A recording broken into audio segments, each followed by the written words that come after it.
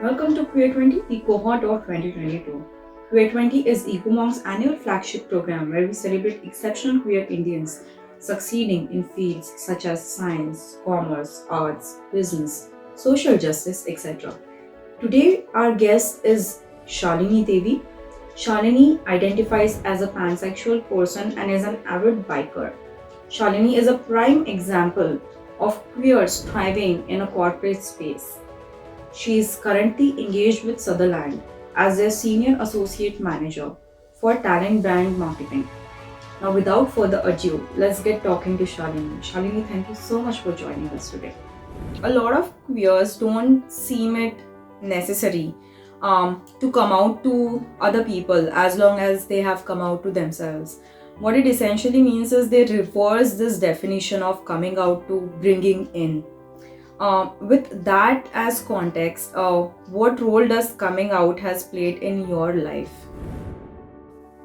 So for me, it's been completely different. It's not like a reverse process or anything, because I have never kept myself in a closet. So I've been a normal as other human being. Like heterosexual doesn't introduce themselves like they are heterosexual or something like that. So I have never introduced myself that what is my identity, what is my sexuality and everything. I don't have to mention this in each and every conversation interacting with anybody. So I have never come out in that way, but I have been out since I'm young, since I know myself, like in childhood. When I was in high school, since then I know I prefer women, and I'm also attracted to men and other genders. It's not just a particularly one gender, or a binary gender, including agender and all. And when we talk about like how people got to know me and in this way, like coming out, so I knew from the childhood that I'm different. Like when I was in 5th standard, then I refused to go to school in girls' uniform, and I wanted same-sex uniform. Like it should be equal. We should not differentiate. So since then I'm wearing pant, but I'm very much comfortable in all kind of dresses. So I have never been in closet, so I'm always out. And sometimes it is required like to come out when somebody is facing and not willing to, and you can identify. I have a very strong radar, so I can identify people, and if they are struggling, so I have to introduce myself at that time. So that are few moments where I have introduced myself. Yes, I am also identified as a homosexual or as a LGBT person or as a queer person. So that is where I have introduced. Otherwise, I'm not out or I'm not in. I'm just open to everyone. So, being a queer puts you into a habit of questioning things that you have been told that, okay, this is how it is. But because you know you are different as a gender, as a sexuality perspective, you keep questioning ki, okay, but this is your normal, this is not my normal, and this is also okay, right? So that's the habit of questioning that I'm referring to. So when it comes to that, which all parts of your life have you questioned what has been told to us is normal, and where have you diverged from what most people call normal? Maybe I have questioned the same back to them. Like I have asked the same question. If somebody is asking like, this is not normal, girls should be seeing boys only or boys should be seeing girls only. So same question, how do you know? Like if you are a heterosexual man comes and asks and or saying the same thing, like boys should be seeing the girls only, or this is the normal. It is not written anywhere. Shalini, could you tell us something about your passion for giving peer support to other queers? So when it comes to supporting others from our community, it comes only when I have to identify myself. Like I had an incident, like a person introduced themselves and was struggling, reached out to me on social media by seeing a rainbow flag in my description. So there I have like guided them how to explore and which all side they can reach out. Like I myself googled it because I'm not aware of all that, so I googled and shared a few of the links with them. So if somebody come openly and ask for support, I have been supporting them, but I cannot go and ask everyone, do you need support, like that. And I do participate in other events like NGOs and all, where they are supporting queer people. So in Chennai I was part of one of the group, and here in North I haven't been any of the queer support group, but in Chennai I was doing that. Even in Bangalore, when I was there for a year, there I used to participate in events and meet other people who need any support kind of or any advice. They can freely reach out to me, and in case if I'm not in the place to advise them, so I know a couple of people in South. I just guide and direct them to those people. So that way I have. Sorry. Yeah, go on. So that way I've been supporting, but not directly. And directly it can be only one place. Then somebody I see is struggling, then I have to introduce myself that I'm also from the community, and there is nothing wrong in the people who are there. You just have to ignore if somebody is judging. You just have to focus on yourself. Or if you want any advice, then reach out to these people. Like that I have been supporting. So, what motivates you to help people? What motivates you to be there for other queers whenever the opportunity presents? See, I have been privileged, like I have always been lucky, privileged, whatever the word suits. So, never faced any difficulty in my life. Maybe because I was not treating myself different from other people. But still, I haven't faced any difficulties. When I was here, I used to openly say, when I was in high school, classmates used to discuss, you are going to get married, arranged marriage or love marriage. You said love marriage. Then next question comes, it's a guy or girl, because I used to dress up like, I used to look like a tomboy, used to have short hair and all. People usually mistake me as a guy. So my answer used to be same, I'll bring a woman. I'm not going to get married to a man. So that was a common answer. And people used to take it as a joke, but I wasn't lying. Because that time my preference was like in 9th and 11th, I got attracted towards a classmate who identified as a male. So that was fine. But still, even if I'm with boys, I am also attracted to women. Okay, Shalini, do you have any mentors, queer mentors or queer affirmative mentors, and could you tell us a little about them? So I'm that kind of person who identify myself as my own mentor, because reading others' stories, and most of the time our idols fail us. It's not, they are not also, they are also a human being. They also make mistake, and that hurt us when they make the mistake which we never expected. So I pick good things about people.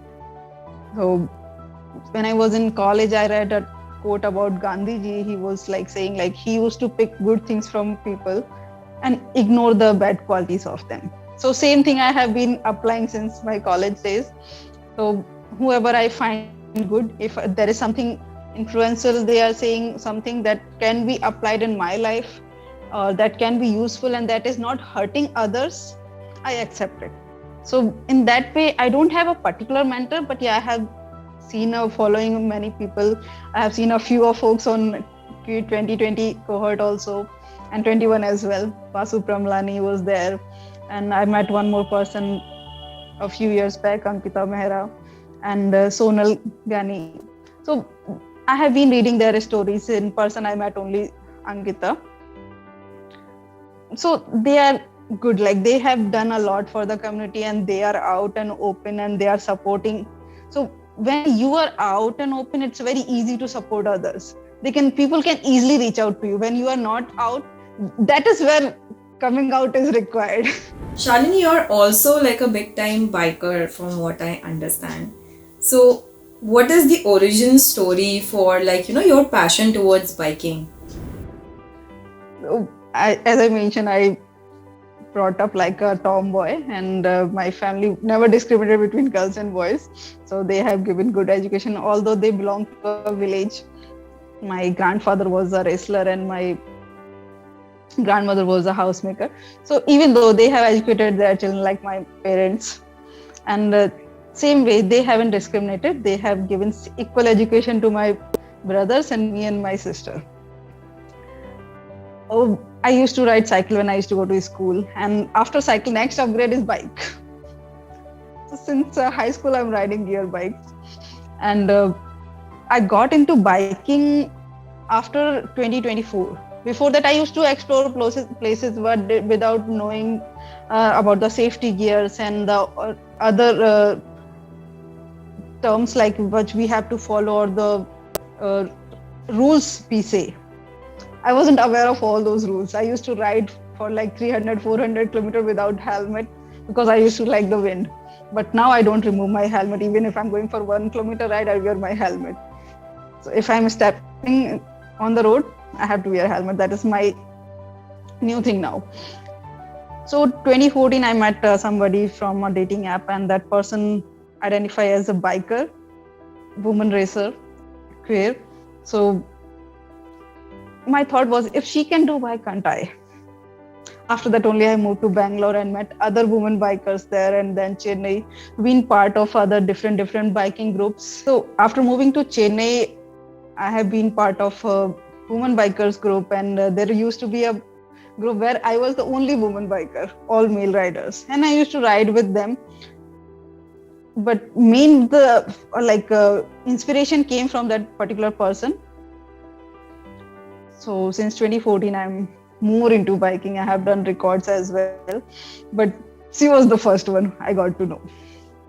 Her name is Chitra Priya, and she moved to Canada. But after knowing her, I haven't met her in person, but just read her story and then met other women bikers. So I have met women bikers who are like retired from their job and now they are enjoying. They ride bullet and all in different places. Like I have met a lot of elder women who are a biker in Chandigarh and in Jaipur in South. So all the places, and they are amazing women bikers. So Shalini, because you belong to a safe queer environment space, could you tell like some ideas about how to make a workplace safe for your workforce? I believe we all have sensitization is important because not everyone is aware of it. So I have seen a couple of leaders who were not aware of it, but in my current organization, they have done an amazing job. My DE&I team has done a lot of sensitization and awareness sessions, and we have a Friends of Pride group where people introduce themselves and they discuss every month. We discuss all the things, how we can be very friendly and supportive to others. So in all organization, I guess they should do the same thing. They should do the sensitization to the people who are not aware of it. They should talk it very often, like in all kind of discussion and meetings. They should bring this topic. People should be aware of. If in case some people are not aware, they should provide some support community links or some websites URLs where they can go and find themselves if they are willing to learn, they want to be an ally. So those kind of activities we should imply in all the organizations. I'm very happy with my organization because they have done an amazing job here. How can corporate India go beyond diversity hiring to actually retain and help queer folks thrive at work? I guess they should bring kind of projects. In my organization, I have seen a few projects running here. So those are very well known now. All the organizations have taken this to social media as well. If you can go to our profile, you can find it on LinkedIn and other Facebook, Instagram channels. So those kind of projects, all the organizations should bring. Like in my organization, the project name is Project Lighthouse, where visually impaired candidates they have hired on different locations. And we had to hire trainer as well for them. So that kind of other project, we have Project PAL, we had a Project ACT where hearing impaired candidates are working with Sutherland. So for them, we have trainer, and it's not just only for those people, they have been teaching us as well. So we organize a session where we teach all the employees how to communicate in sign language. So I have been part of that training as well. So I have learned a few words and letters and all. So after that, it's my job to learn more. But they have done a good job there. So all the organizations should bring that kind of projects. They should discuss with their clients if they have, or if they have in-house projects and those where it is like, I'll say it's not difficult for people to do the job. They just have to find a way to train them and get it done. In my previous organization, I was working with a colleague who was a Java developer. He was visually impaired and with both handicap, and he was a Java developer. And when people hear this kind of a story, like they don't believe, how can a visually impaired person can be a Java developer, and the person who doesn't have proper hands and all. So after working here, Sutherland, I have found that kind of many people, not just one. So here people are working in a different sectors, in a management role, in this development role, in other projects. So all the organizations bring that kind of projects, and that's all. We just have to find a way. Answer is there. We just have to find it. Could you share some anecdotes based on your lived experience as a queer working in a corporate setting? I believe like we should not judge people simply first thing, like it's just a human thing. We all have this habit of, by seeing somebody, we start judging immediately by their appearance, by their behavior, by their dress up and everything. So we should not judge. If a person is looking like a male, it's not necessary that person will be a male only, or maybe that person have a different orientation. So we should not judge, and if the person is willingly telling, accept it. You should not like try to change that. Don't try to impose your beliefs on the person, and be supportive when somebody is coming out and somebody is telling about themselves. I guess these are the three main points.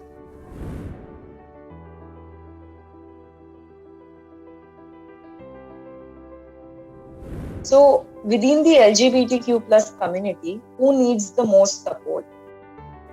I guess everyone. Who is your queer role model? Myself. What's the best thing about being a queer? We are a happy person. Who is your favorite queer character on screen? Jebani. How does queer youth of today differ from earlier generation? I don't find any differences. It's like new generation is more understanding than the previous one. What is one thing that scares you the most? Fear of water. What is one thing that inspires you the most?